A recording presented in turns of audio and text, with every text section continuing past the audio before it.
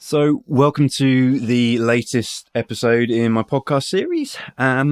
What I feel I like to do is share as much information that I think other people will find useful as I possibly can. And ordinarily, that comes from either reading something in a good book, or an interesting experience with a client, or a take that I have on something that I've watched or listened to.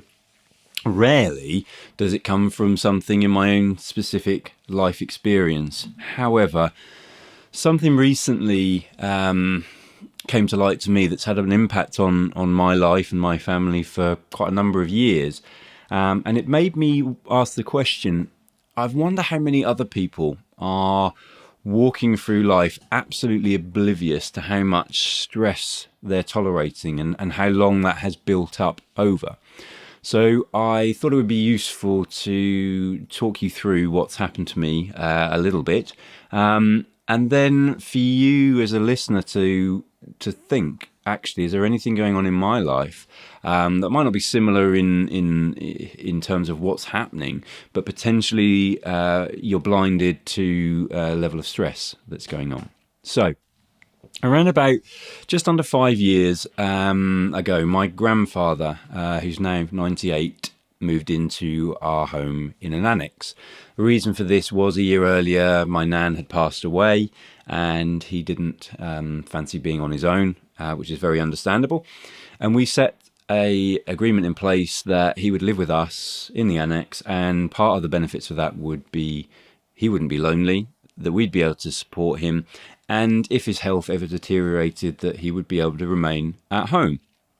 A very, very sensible agreement, very healthy in many ways, you would think, on paper.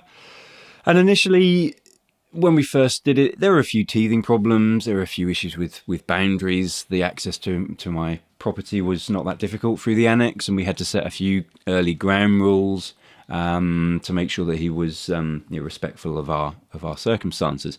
And for the first year or two, that ended up going quite well. It had its moments, but it had some challenges.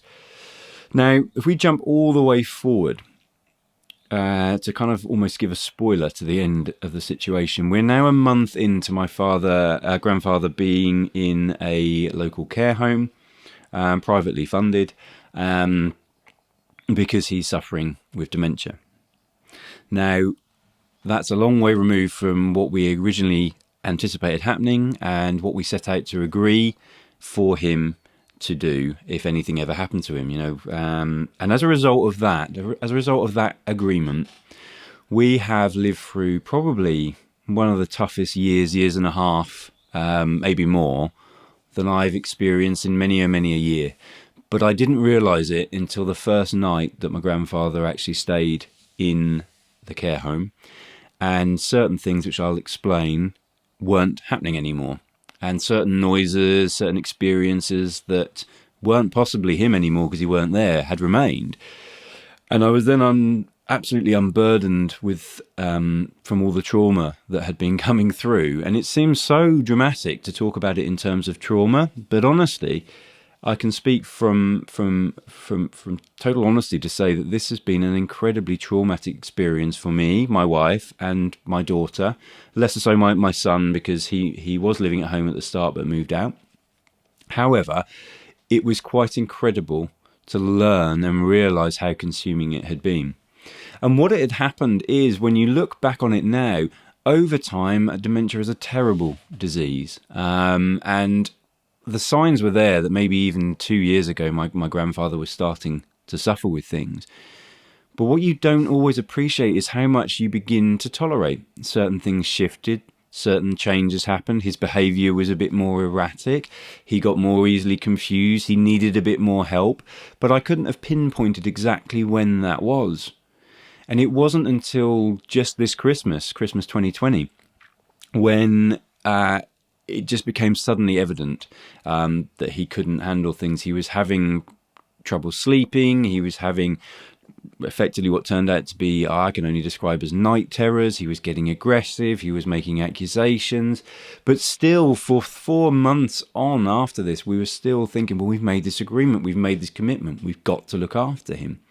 And it came to the point where we realized, partly because of lockdown and the fact that we were not going out much, that we become 24-hour carers. But that was never part of what we anticipated doing. It was never part of what we specifically agreed.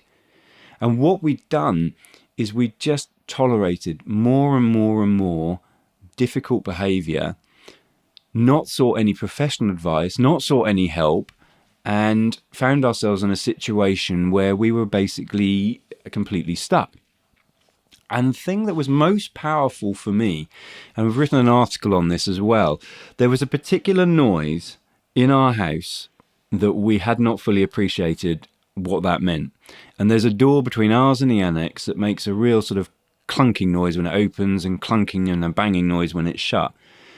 And it's a door that still gets used by us as well as the person who would have been in the annex. And the first time that that door opened and closed, when one of us went through it and my granddad wasn't there, we all jumped up, the people remaining in the room, and we looked around at each other and realised, oh my word, that is a trigger for huge stress and trauma. Because what it had meant for the last year and a half, every time that door went clunk, clunk, we knew my grandfather was coming in, and we didn't know, though, did he just need help with cooking? Did he want to come and accuse us of stealing from him? Had he just fallen over? Any number of other things that were happening. So this would be happening maybe between 10 to 15 times a day, maybe more on really bad days. And at any time of the night, any time of the early morning, or any time of the day. My wife and I were working from home, and he would regularly come in and interrupt video meetings we were having. And we just suddenly realised that we were in a huge amount of stress and trauma. So if someone like me, who is theoretically supposed to be good at all this stuff and recognising the signs, can definitely miss the level of tolerance they have for stress, I just wonder, as a listener, can you relate to that in some way, shape or form? And I'm not suggesting that you've got an issue with a relative or anything. I'm looking at a specific marriage in terms of what you're going through and what we were going through. But perhaps you run a business, and is that causing you more stress than it could do? Perhaps you've got a challenge in a relationship. Is that causing you more stress than it could be? Is there something to do with perhaps money? Is there something to do with health and fitness? Is there something that if you just sat down and thought about it for a little bit of time, is perhaps you might have realised that you are a bit more stressed, or in my case, a lot more stressed than you realised? And could it be that there are people trying to tell you? Because I certainly had people like my mother and other close friends were sort of hinting at it, but I never really sought to ask their true permission, or offer the permission rather, to say what they were thinking. I never gave that to them, so they didn't feel comfortable saying more than just a couple of subtle hints. So I would implore you to look at your life as it is now. Is there anything that you could say might be causing you stress? Secondly, is there anybody that you could go to and say, I'm not sure if I'm coping that well? I give you permission to say everything that you feel you need to me now, with no consequence. I will take it on board. I may not act on it, but I'm not going to hold it against you because I've asked you. And that's an agreement that I have with you. And therefore you are awakening yourself to a stress, but also hearing it from a third party's perspective. It might just awaken in you a realization that you're not doing as well as you thought, or perhaps if you're already feeling that you're overstressed, it might highlight exactly what it is that's going on. So I feel that that's a really powerful piece. I share it with you because whilst it's difficult to talk about, I hope it might just awaken some thoughts in listeners that either directly impact them, or of people that they know in their world that might be suffering in the same way. Because honestly, stress is an absolutely silent killer more often than not. And, it can certainly go in many different ways for people. For me, I was lucky that I was surrounded by good people. And we were also very, very lucky that my grandfather was able to look after himself. So we were able to make some choices and look after him privately. But that's not something that's available to many, many people. So I certainly have a huge amount of sympathy for anybody in our particular circumstances, but also implore people, do not suffer with stress in silence. It is unbelievable how much you can tolerate before you crack. I hope this has been helpful, and I'm more than happy to have a chat with anybody that this has really impacted with. So if you want to give me a call or email me, this isn't a coaching conversation at all. This is about just sharing experience. I'll more than happily have that conversation with anybody who's been affected by anything I've talked about today.